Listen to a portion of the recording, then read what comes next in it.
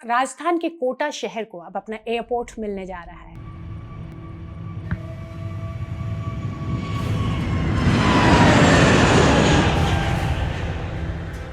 भले ही शहर ने एजुकेशन हब के रूप में बड़ी पहचान बनाई और इंफ्रास्ट्रक्चर में तेजी से विकास हुआ, लेकिन एयर कनेक्टिविटी की कमी हमेशा से महसूस की जाती रही। Even though Kota has an aerodrome circle reminding of its past, the city never had a functional airport. Students from across the country still had to rely on roads and railways to reach here. Now with the upcoming Greenfield Airport project, people will finally have direct access to air travel, which will not only ease connectivity but also boost cities' education hub status and economic growth. Airport की सुविधा यहाँ के लोगों के लिए लंबे समय से चली आ रही मांग थी। शिक्षा नगरी कहलाने वाले कोटा में हर साल लाखों विद्यार्थी प्रतियोगी परीक्षाओं की तैयारियों के लिए आते हैं, लेकिन यहाँ हवाई कनेक्टिविटी नहीं होने के कारण उन्हें कई तरह की परेशानियों से जूझना पड़ता है। उन्हें हवाई यात्रा के लिए उदयपुर, जयपुर और इंदौर जैसे शहरों पर निर्भर रहना पड़ता था।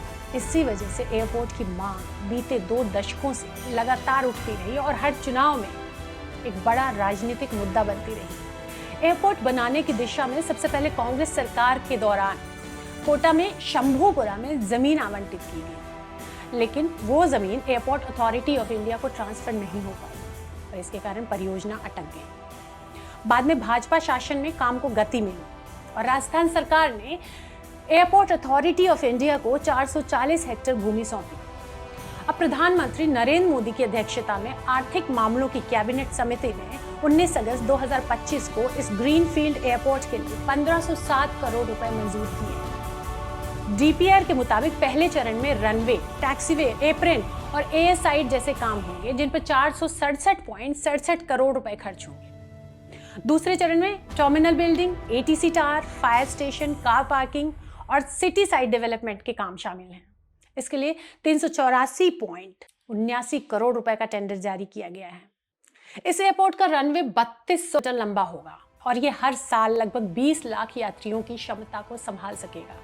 लोकसभा अध्यक्ष ओम बिरला की कई बैठकों के बाद तय समय सीमा के अनुसार इसे दिसंबर 2027 तक तैयार किया जाएगा। इस एयरपोर्ट के काम पूरा होने से केवल कोटा और बूंदी ही नहीं बल्कि आसपास के जिलों को भी कनेक्टिविटी मिलेगी और इससे इस क्षेत्र के या आसपास के क्षेत्रों में आर्थिक विकास में भी मजबूती आएगी। अब देखना यह है कि क्या तय समय सीमा के अनुसार इस काम को पूरा कर लिया जाता है।